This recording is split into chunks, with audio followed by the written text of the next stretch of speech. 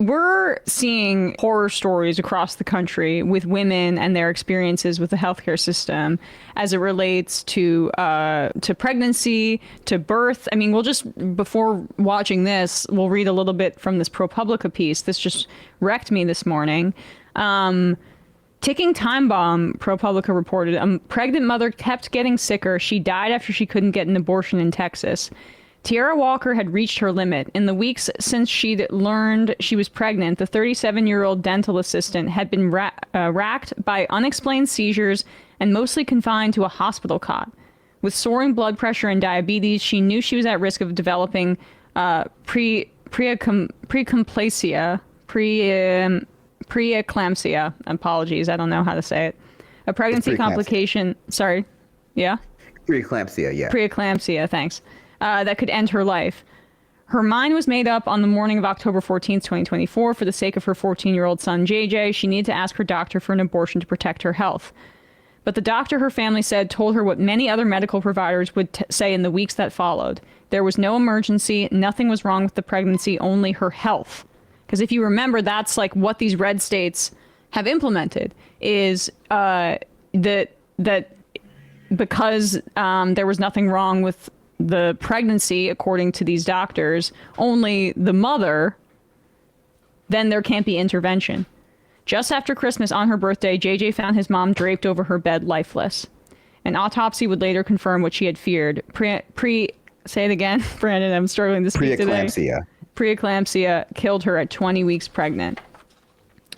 As Walker's blood pressure swung wildly and a blood clot threatened to kill her, she continued to press doctors at prenatal appointments and emergency room visits, asking if it was safe for her to continue the pregnancy. Although one doctor documented in her medical record that she was at, quote, high risk of clinical deterioration and or death, she was told over and over again that she didn't need to worry, her relatives say. More than 90 doctors were involved in Walker's case, but not one offered her the option to end her pregnancy, according to medical records. This is just one of the stories that we're seeing across the country about how these abortion bans are affecting people, and it's disproportionately, as all of this stuff does, affecting women of color and black women in particular.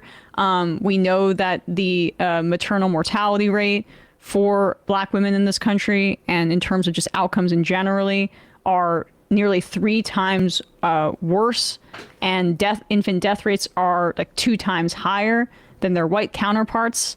This has been a theme in this country for decades. And then you have this story out of Indiana. This is a mother and her husband or her partner, Mercedes Wells. This is not an abortion story, but just another example of women's healthcare being under assault. She was pregnant, she was in labor, and she spent multiple hours at this hospital in Indiana, and they ended up escorting her out despite her being in active labor. And she had to give birth in her car with her husband assisting. And thankfully, she's okay. But she was in labor and was sent away without being seen by a doctor. Just watch this ABC News report about what she went through. This morning, a Chicago woman is demanding answers from a hospital she says discharged her while she was in labor. 38-year-old Mercedes Wells says she was having contractions 1 minute apart and knew the baby was coming, but a nurse sent her home. I was in excruciating pain. She seen me in pain and agony, and I guess she still perceived me to not be in labor. The family sharing this video of Wells being wheeled out of the hospital. She then gave birth 8 minutes later in her truck on the side of the highway, her husband delivering their baby himself. It's totally God's grace. I was scared. I didn't know what to do. I don't have any medical license or anything to deliver a baby. Wells says she spent 6 hours at the hospital but never saw a doctor. She blames racial discrimination.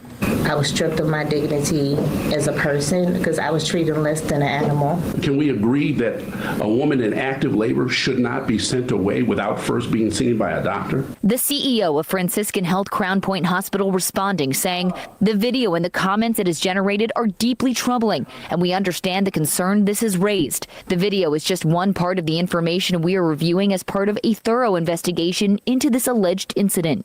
The good news, the couple says their baby daughter, Alina, is healthy and doing well. The Wells say they're not seeking compensation. Instead, they want accountability and changes in hospital policy.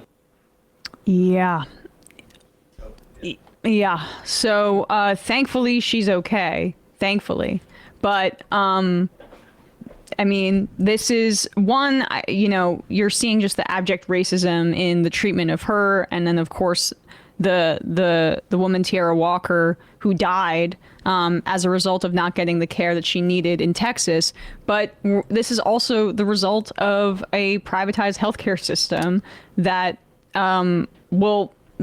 that's how basically racism will function is in these instances, is that the people who are most easily dismissed, or the people who are traditionally discriminated against or not taken seriously by our healthcare system, will be on the front lines of actions like this, and will experience these, horrific, traumatic incidents. She could have died in that instance, all because they wouldn't take her seriously, and because, of course, many of these hospitals too are overrun because we have gutted public health in this country. As a Catholic, let me just highlight the name of that hospital, Franciscan Health. If you go to Franciscan Alliance's Wikipedia, you'll find out that the group joined with 8 states in filing a lawsuit against the federal government to vacate portions of Section 1557 of the Patient Protection and Affordable Care Act, which provides protections from discrimination on the basis of gender identity or reproductive choices. I was born in a Catholic hospital, and so I went to Catholic Mass every Sunday growing up. Catholics need to get the fuck out of healthcare. They need to be dictated to by the state, and if they are not willing to accept what the state determines providing health care to be, that includes abortions, then they need to get the fuck out of the business. Yeah. That is appalling. It's an absolute shame on everyone who, and you know what, all these sort of like anecdotal of these Catholic nuns, they did this great healthcare or whatever. This is the systemic shit it does.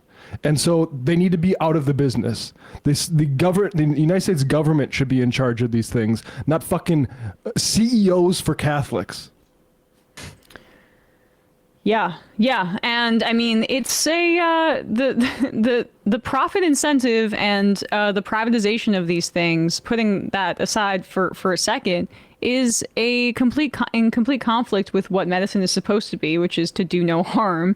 Harm has been done. Harm continues to be done because we have hollowed out, as Matt said, the state capacity to do many of these things. And yeah, it'll result in people like this bearing the brunt. Any thoughts on this, guys? Yeah, I mean, this is exactly why the correct position for what should this country dictate as abortion law, what should be allowed and what shouldn't be allowed, needed to be as broad as possible, because you just cannot account for even if you're the most pro-life person imaginable, you just cannot account for all the different medical conditions or things that could happen in a pregnancy that would require an abortion in order to save someone's life for and a fetus that would likely not live and become a baby at all. That's the reason why. Because I remember that was a big topic of conversation around like Roe v. Wade when it was first struck down. Like, oh, why weren't there more regulations? And so, well, this is exactly why. Because you need to keep it as broad as possible to account for all these unimaginable scenarios. Because you're not going to be able to write in all these exceptions. It's just not going to happen. Yeah. Right. Yeah, no, I mean, a lot of great points. The only thing I would add is like for all of the right wings crowing about critical race theory, which they bastardized the definition of to support like their, racist agenda. This is why we need anti-bias training in like core fields, because racism of this kind, like racism that minimizes the pain that Black women are, feeling, that women of color generally are feeling, that people of color are feeling, or like race or like misogyny that encourages like male doctors to minimize how women's symptoms are or to like not investigate them seriously. Like it's a public health crisis. It leads to negative health outcomes at the societal level.